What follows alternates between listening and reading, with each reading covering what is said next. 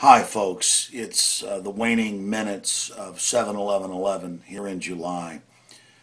And the BBC came to visit me about a month and a half ago. And they were in my studio. And they showed me the light of day. You know, I brought up that BBC had reported that Building 7 had blown up and fallen in on itself on 9/11, that big 47-story skyscraper. And that had then lied about the fact that they had announced that it had fallen.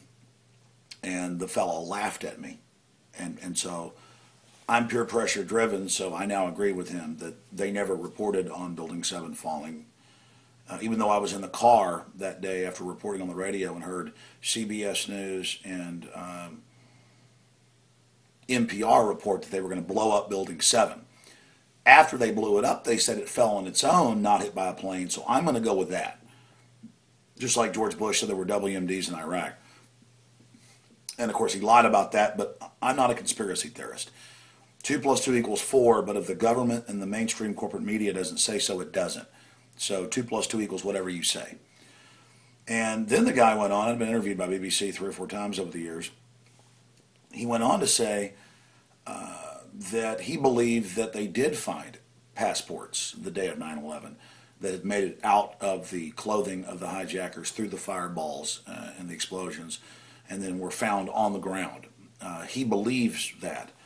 And so, you know what? I believe that too. In fact, I'm here now to come out against 9/11 truth. The Gulf of Tonkin to get us into Vietnam never happened. The staged attack on our ships, even though it's admitted that it was staged, didn't happen.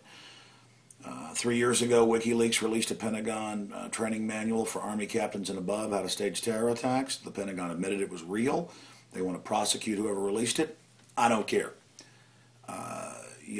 They've had people, part of the cognitive dissonance program, admitted to by the White House regulations are Cass Sunstein to infiltrate 9/11 truth and then pose as leaders and then come out against 9/11 truth to basically create division and to freak people out. And just because Cass Sunstein said that, he also talked about arresting people that don't believe in man-made global warming. I think that's reasonable. That's freedom. Just like Obama launching wars without congressional approval or announcing executive orders to restrict guns without Congress. Well, who needs a Congress? I mean, oh, come on.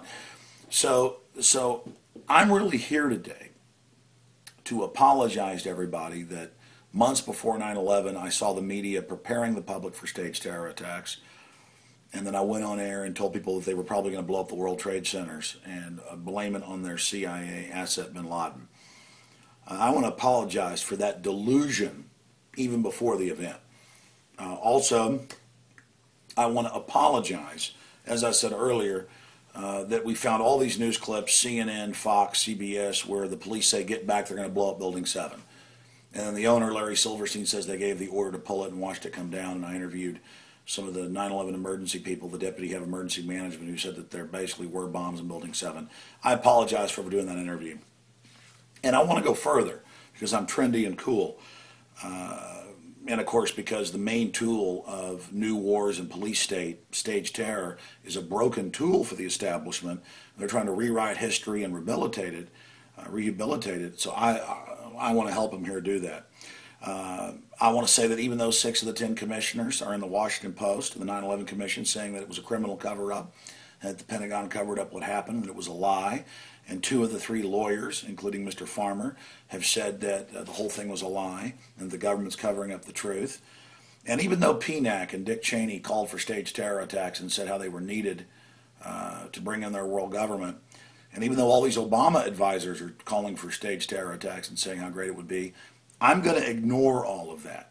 Because again, WMDs were in Iraq, and Leon Panetta, the new CIA director, well, former CIA director, now new defense head, was in Iraq today, and he did say that Saddam was involved in 9/11, and that's why the troops are there.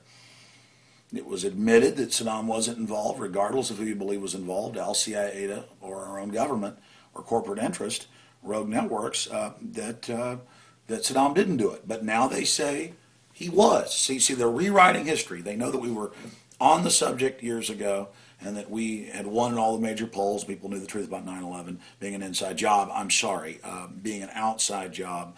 We should all give our rights up to the TSA immediately. Continuing here, I shouldn't talk about Building 7. Don't discuss that NIST has changed the story 5 times.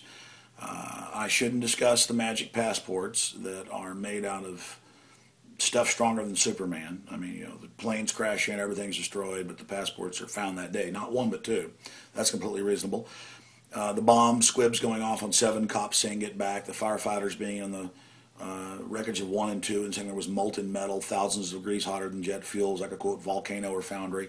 I'm going to ignore that because I'm trendy and cool.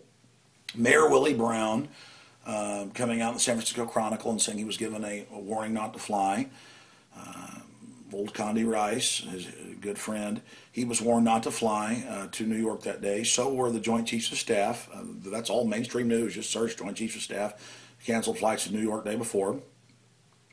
And I'm going to also ignore the fact that Bush on record lied and said they'd never been warned about plans to fly planes into buildings in those memos. But again, I want to apologize.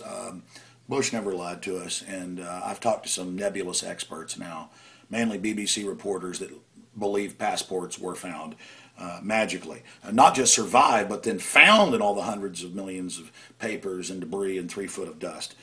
And of course, Newsweek reported that Bush signed an order to launch the Afghan war the day before 9/11 for a week ahead. That's admitted, but it's no big deal that 44,000 U.S. troops, 18,000 British troops massed in and around Afghanistan the days before 9/11. No big deal. And of course, now they're running 500 billion of opium out of the country every year and admittingly having the troops grow the opium. But hey, that's freedom as well.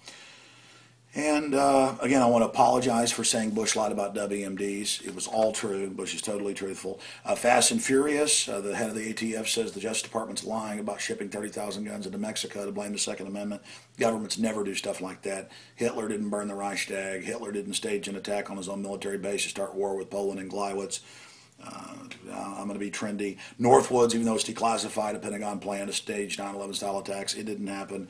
I already mentioned other events. Operation Ajax is declassified. U.S. government staged terror attacks. Operation Gladio. Going to ignore all that. I'm trendy. I apologize for all these years. Also Tuskegee, and now we learn all over the world the UN injecting kids, not just with syphilis, but with live polio. Well, they admit they did it, so it must be good. I mean, I'm trendy. I'm with the establishment. Of course, they lied about Fukushima, 5 of the 6 reactors blowing up and melting down, and they knew day one, but so what? 2 plus 2 equals whatever I'm told. And, they told us the recession ended in June of 2009. Now they admit we're in a total depression. Geithner says it's going to be the worst thing in our lifetimes. Just pay the bankers trillions more in bailouts, everything's fine. And, no, but to get serious here at the end of the day, the motives are billions a year in opium, hundreds of billions. Trillions in weapons sales, trillions in oil, total federalization, takeover of society, the presidency being turned into a dictatorship, not the president himself, but the office.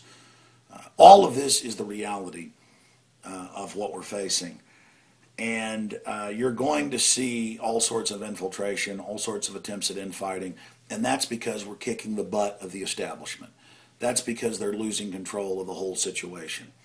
That's because they can't stage terror attacks anymore because the first place we look is government. Just like my listeners were eyewitnesses to the underwear bomber being brought on the plane without a passport, and we talked about it for a month and a half in the State Department. Undersecretary Kennedy blew the whistle and said, yeah, we were ordered by a U.S. intelligence agency to get him on the plane, drugged out with a firecracker in his pants, right as they rolled out the naked body scanners. The jig's up. We're watching. We know. Try whatever rewrites of history you want. We know about government-sponsored terror, and the game is over. And no amount of people coming out and declaring that 9/11 truth are witches, or no amount of people declaring it's heresy and that they were part of a cult to question government's going to work. 2 plus 2 equals 4. End of game. You're losing. You know it. Free humanity's coming for you.